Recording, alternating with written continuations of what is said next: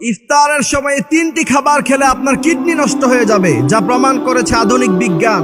এবং আমি আশ্চর্য হয়েছি, আল্লাহর হাবিব সাল্লাল্লাহু আলাইহি ওয়াসাল্লাম এই তিনটি খাবার খেতে মুসলমানদেরকে নিষেধ করেছেন। সুবহানাল্লাহি ওয়া বিহামদিহি সুবহানাল্লাহিল আযীম। সারা দিন রোজা রাখার পরে গবেষকরা বলছে যে আপনি সারা দিন যখন আপনার পেটের স্টমাকটা যখন খালি থাকে, ওই সময় আপনি এমন তিনটি খাবার আছে যে তিনটি খাবার সাথে সাথে গ্রহণ করলে আপনার ক্যান্সার, আপনার কিডনি, এই সমস্ত রোগ আপনার হয়ে যেতে পারে।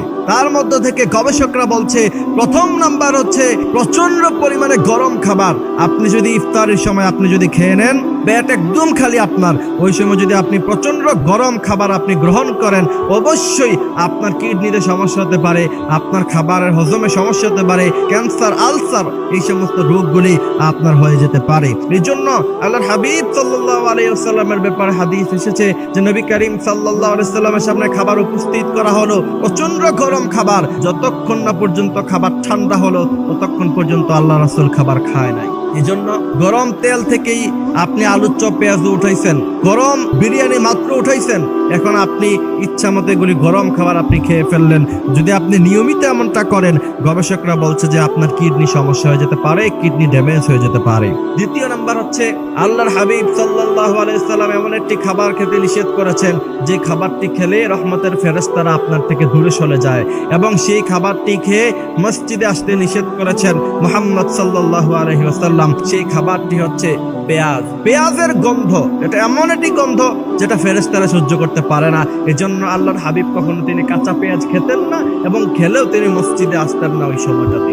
এজন্য আমরা ইফতারের সময় আমরা দেখা যায় আমরা বিরিয়ানি খাই বা আমরা বুটমুড়ি খাই, যেই সমস্ত খাবারই আমরা খাই না কেন, কাঁচা পেঁয়াজ অনেক সময় অনেকে খুব বেশি পরিমাণে খান, যার কারণে আপনার মুখে দুর্গন্ধ নিয়ে আপনি মসজিদে আসলেন।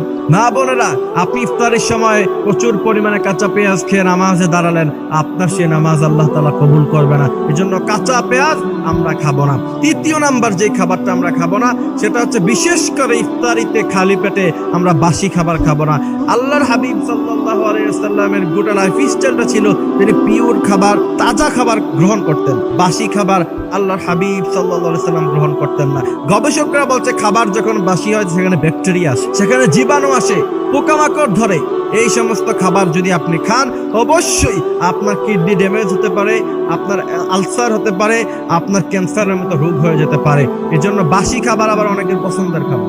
বাসি খাবার খেতে কিন্তু মজাও লাগে, কিন্তু বাসি খাবার আল্লাহর হাবিব খেতেন না, কারণ গবেষকরাও বলছে যে বাসি খাবারের মধ্যে ব্যাকটেরিয়া থাকে, বাসি খাবারের মধ্যে আপনার পোকামাকড় বাসা বাঁধতে পারে। এই জন্য বাসি খাবার আমরা খাবো না।